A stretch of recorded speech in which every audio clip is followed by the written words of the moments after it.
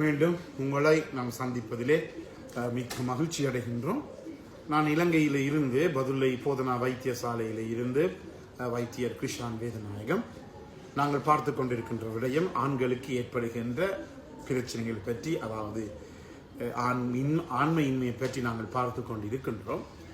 நேரடியாக தொடர்பு கொள்ள விரும்பினால் வெளியூர் அன்பர்கள் 0009477356245 மூலம் தொடர்பு கொள்ள முடியும். உள்ளூர் அன்பர்கள் 077356245 மூலம் தொடர்பு கொள்ள முடியும். எனவே இன்றைய கால பகுதிகளிலே நாங்கள் வேலை செய்து கொண்டிருக்கின்ற போது கூடுதலானவர்கள் இந்த மனநோயுடன் வருவதை எங்களாலே அவதானிக்கக்கூடியதாக இருக்கின்றது. அதாவது எங்களுடைய பிரதேசங்களிலே இந்த மனநோய் விடுதிகள், அதாவது இந்த சைக்கியாட்ரிக் வார்ட்ஸ் என்று சொல்லுவோம், நிரம்பி வழிகிறது. உண்மையாக பார்க்க போகின்ற போது பல பேர் மனநோய்களினாலே பாதிக்கப்பட்டிருக்கிறார்கள், உடல் நோய்களினாலே பாதிக்கப்பட்டிருக்கிறார்கள். ஆனால் அவர்களுடைய உள்ளம் எவ்வளவு பாதிக்கப்பட்டிருக்கிறது என்பதை எங்களால் காணக்கூடியதாக இருக்கு. அண்மையிலே நான் ஒரு இடத்துக்கு நிகழ்ச்சிக்கு சென்றிருந்தேன். ஒரு பாடசாலை மாணவர்களுடைய பெற்றோர்களுக்குரிய நிகழ்ச்சி தான் அது. எனவே நான் அந்த நிகழ்ச்சியிலே உரையாற்றி முடித்த பிற்பாடு ஒரு பெண் என்னை வந்து சந்தித்தார். அவர் தொடங்கிய உடனே சொன்னார், ஐயா, எனக்கு 4 பிள்ளைகள், ஓம் நல்லம். என்னுடைய கணவர் இப்போது இல்லை, என்னை விட்டு பிரிந்து 2 வருடங்கள் ஆகிறது. எனக்கு பல பிரச்சனைகள் இருக்கின்றது என்று சொல்லி அவர் தான் அந்த போகின்ற அந்த சிகிச்சை நிலையங்களுக்குரிய புத்தகங்களை கூட தன்னுடன் எடுத்து வந்திருந்தார், கிளினிக் புக்ஸ். அதில் பார்த்த போது அவருக்கு உயர்குறி அமுக்கம், பிளட் பிரஷர் இருக்கின்றது, டயபிட்டிஸ் மெலைட்டஸ் சொல்லப்படுகிற நீரிழிவு நோய் இருக்கிறது, சீனி வருத்தம், 3வதாக கெஸ்ட்ரைட்டிஸ், பெப்டிக் அல்சர் என்ற கெஸ்ட்ரைட்டிஸ், வயிற்று புண் இருக்கின்றது. அடுத்ததாக அவர் என்ன செய்கிறார், இந்த மனநோய் சைக்காட்ரிக் கிளினிக்கு கூட அவர் செல்லுகிறார். உண்மையாக அந்த இடத்தில் அவருடன் கூட நேரம் பேசுவதற்கு, கதைப்பதற்கு எனக்கு உரிய அவகாசம் இல்லை என்றபடி நான் சொன்னேன், என்னை வந்து தனியாக வந்து சந்தியுங்கள் இயலுமான்னு சொல்லி. பிறகு ஒரு கிழமைக்கு பிறகு அவர் என்னுடன் இந்த அப்பாயின்மெண்ட் ஃபிக்ஸ் பண்ணி போட்டு அவர் வந்து என்னை சந்தித்தார்.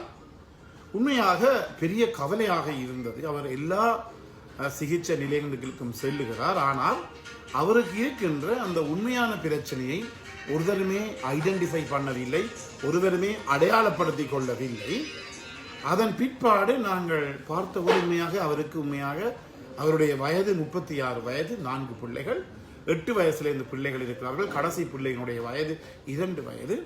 கணவர் 2 வருடங்களுக்கு முன் அவரை விட்டு பிரிந்து வேறு ஒரு திருமணம் செய்து கொண்டார். பிறகு அவருடைய கதைத்துக் கொண்டிருக்கின்ற போது எனக்கு வடிவாக விளங்கியது, அவருக்கு இந்த இல்லற வாழ்க்கை என்பது இல்லை என்ற படியினாலே தான் அவர் பலதரப்பட்ட மன அழுத்தங்களுக்கு, மன பிரச்சனைகளுக்கு உட்பட்டுத்தான் அவர் இவ்வாறு ஒரு பாதையிலே சென்று கொண்டிருக்கின்றார் என்று சொல்லி நான் அவரிடம் வடிவாக கதைத்த போது அவர் அதை ஏற்றுக்கொண்டார். இது ஒரு சிறிய ஒரு உதாரணம். இப்படி பல பேர் எங்களுடைய சமூகங்களிலே எங்களுக்குள்ளே வாழ்ந்து கொண்டிருக்கின்றார்கள்.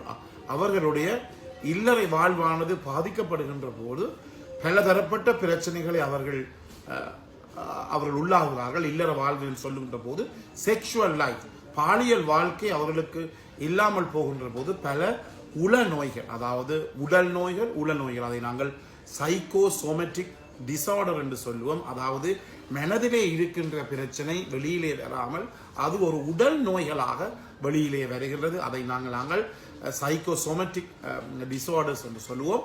எனவே அப்படிப்பட்ட பல பிரச்சனைகளுக்கு அவர்கள் உட்பட்டிருக்கிறார்கள்.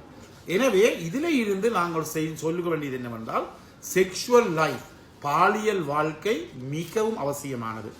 நீங்கள் ஆணுடையும் பெண்ணுடையும் வயசு எவ்வளவு காலம் மட்டும் இந்த பாலியல் வாழ்க்கை தேவை என்று சொன்னால் நான் அதுக்கு ஒரு கட்டுக்கோப்பு போட மாட்டேன். ஏனெனில் 88 வயசுக்கு ஒருவர் கூட என்னிடம் பாலியல் வாழ்க்கையை தேடி வந்திருக்கிறார்.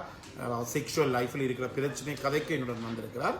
எனவே சாதாரணமாக ஆண்களை எடுத்துக்கொண்டால் ஒரு 80-85 வயசு, இதுக்கு எந்த ஒரு புத்தகத்திலும் கூட இந்த கிளியர் கட் ஐடியா, இவ்வளவு காலம் மட்டும்தான் நாங்கள் பெண்ணுடனோ அல்லது ஆடுடனோ செக்ஸை வைத்துக் கொள்ள வேண்டும் என்று ஒரு கிளியர் கட் நம்பர் எங்களுக்கு தரவில்லை. நாங்கள் சொல்லுகிறோம் 80-85 வயசு மட்டும் இந்த சாதாரணமான ஆரோக்கியமான பாலியல் வாழ்க்கையை நாங்கள் வாழ்ந்து கொள்ள முடியும். அதே நேரத்தில் பெண்களை பொறுத்த மட்டிலே அது 70-75 மட்டும் போகலாம் இந்த ஆரோக்கியமான பாலியல் வாழ்வுக்கு. எனவே முக்கியமாக கவனித்துக் கொள்ள வேண்டியது இதுதான். நான் 68 வயசுலேயும் அண்மையிலே ஒரு அம்மாவை நான் சந்தித்தேன். அவருக்கும் இந்த பாலியல் சம்பந்தமான நோய்கள் இருந்தது. அவருடைய கணவர் இறந்து 20 வருடத்துக்கு மேலாகிறது. எனவேதான் முக்கியமாக நாங்கள் சாக மட்டும் என்னை போட்டு பொறுத்த மட்டும் நான் சொல்ல போனால் சாகு மட்டும் நாங்கள் உங்களுடைய செக்ஷுவல் லைஃப் நல்லா இருக்கும். இந்த செக்ஷுவல் லைஃப் நல்லா இருந்தால் நாங்கள் மிகுந்த நாட்களுக்கு சுகதேகியாக வாழலாம். எனவே இந்த செக்ஷுவல் லைஃப் என்ன நல்லா இருப்பதுக்கு என்ன செய்ய வேண்டும்? உங்களுக்கு ஏதாவது பிரச்சனைகள் இருந்தால் அதை நீங்கள் என்ன செய்ய வேண்டும்? மனம் திறந்து பேசுவது என்பது மிக முக்கியம். உங்களுடைய குடும்ப வைத்தியருடன் மிகவும் முக்கியமானது. உங்களுக்கு என்ன பிரச்சனை இருந்தாலும் உங்களுடைய மனைவியுடனோ உங்களுடைய கணவனுடனோ நீங்கள் வந்து உங்களுடன் பேச வேண்டும். கணவருக்கு பிரச்சனை இருந்தால் மனைவி கணவனுடன் வர வேண்டும். மனைவிக்கு பிரச்சனை இருந்தால் கணவன் மனைவியுடன் வர வேண்டும். அப்போது ஒரு வைத்தியரை கண்டு காண வேண்டும். அப்போதுதான் உங்களுக்கு ஏற்படுகிற இந்த பிரச்சனை தீர்த்து கொள்ள முடியும். பல பேருக்கு இதுதான் பிரச்சனை. அடுத்ததாக நோய்கள் மூலம் பாதிக்கப்படுவார்கள். எனவே அண்மையிலே கூட ஒருவர் என்னுடன் தொடர்பு கொண்டிருந்தார். அவர் அப்படி பல பேர் இருக்கிறார்கள். உங்களுக்கு தெரியும், கிலன் பாரே எனப்படுகிற ஒரு நோயினாலே பாதிக்கப்பட்டிருந்தார். எனவே இந்த கிலன் பாரே என்று நோய் என்று சொல்லுகின்ற போது அது நரம்புகளிலே ஏற்பட்ட ஒரு பாரதூரமான தாக்கம். இதன் காரணமாக சில நேரங்கள் எங்களுடைய உடல் அவயவங்கள், கைகள், கால்கள் எங்களுக்கு வழங்க முடியாமல் போகலாம். அவர்கள் கூட அந்த கிலன் பாரே அல்லது உங்களுக்கு தெரியும் ஸ்ட்ரோக் என்று சொல்லுவோம், அல்லது செரிப்ரோ வாஸ்குலர் ஆக்சிடென்ட் என்று சொல்லுவோம், இதன் காரணமாக பாதிக்கப்பட்டவர்கள் கூட சாதாரண ஒருவரை போல, சாதாரண ஒரு இளைஞனை போல ஒரு ஆரோக்கியமான பாலியல் வாழ்வை அவர் எடுத்துச் செல்லலாம். இதற்கும் எங்களிடம் மருந்துகள் எல்லாம் இருக்கின்றது. எனவேதான் எனக்கு நெஞ்சடைப்பு, ஹார்ட் அட்டாக் அல்லது மயோகார்டியல் இன்ஃபாக்ஷன் வந்து விட்டது, நான் மனைவியுடனோ கணவனோ இருக்க முடியாது, வேறு நோய்களை காட்டி சொல்லுவீர்களாக இருந்தால் இந்த நோய்களுடைய தாக்கம் அதிகரிக்குமே தவிர உங்களுக்கு மனதிலே ஒரு ரிலாக்ஸேஷன், ஒரு விடுதலை, மனதிலே ஒரு சாந்தம் அல்லது சமாதானம் உங்களுக்கு கிடைக்காது. இதன் மூலமாக பாரதூரமான பிரச்சனைகள் கூட ஏற்படலாம். எனவே எங்களுடைய நெருங்கிய உறவினர்கள் கூட, அவருடைய பெண்களாக இருக்கலாம், ஆண்களாக இருக்கலாம், தங்களுடைய பாலியல் வாழ்க்கையில் அவர்கள் திருப்தி இல்லாதபடியினாலே ஆரோக்கியமான ஹெல்த்தி செக்ஷுவல் லைஃப், மிக முக்கியமாக ஹெல்த்தி செக்ஷுவல் லைஃப், ஆரோக்கியமான பாலியல் வாழ்க்கை. அந்த ஆரோக்கியமான பாலியல் வாழ்க்கைன்னு சொல்லுகின்ற போது நான் சொல்லுகிறேன், ஒரு கேஷுவல் செக்ஸ் ஒர்க் அல்லது ஒரு பாலியல் தொழிலாளியுடன் சேர்ந்து நாங்கள் இருக்கின்ற போது அந்த பாலியல் தொழிலாளிகள் நாங்கள் இருப்பதானது ஒரு ஆரோக்கியமான பாலியல் வாழ்க்கை என்று என்னாலே அதை கடைசி மட்டுமே சொல்ல முடியாது. ஒவ்வொருவருடைய கருத்து, அது ஒவ்வொருடைய தனிப்பட்ட பர்சனல் வியூ, ஒவ்வொருடைய தனிப்பட்ட கருத்து. எனவே அவர்கள் அதை எடுத்துக்கொள்ள முடியும். முக்கியமாக நாங்கள் கவனிக்க வேண்டியது என்னவென்றால், அதாவது ஒரு ஆரோக்கியமான பாலியல் வாழ்க்கை நாங்கள் வாழ வேண்டும். எனவே இந்த நிகழ்ச்சி பிடித்திருந்தால் கட்டாயமாக மறக்காமல் பார்க்காதவருக்கு அறிமுகப்படுத்துங்கள், லைக் பண்ணுங்கள், ஷேர் பண்ணுங்கள். யூடியூப்லேயே போய் இருக்கிறவர்கள் மறக்காமல் அந்த மணி சின்னத்தை பெல் சாதனை ஆக்கி சப்ஸ்கிரைப் பண்ணுங்கள். டிக்டாக்ல இருப்பவர்கள் மறக்காமல் ஃபாலோ பண்ணுங்கள். மீண்டும் உங்களை சந்திக்கும் வரை நன்றி.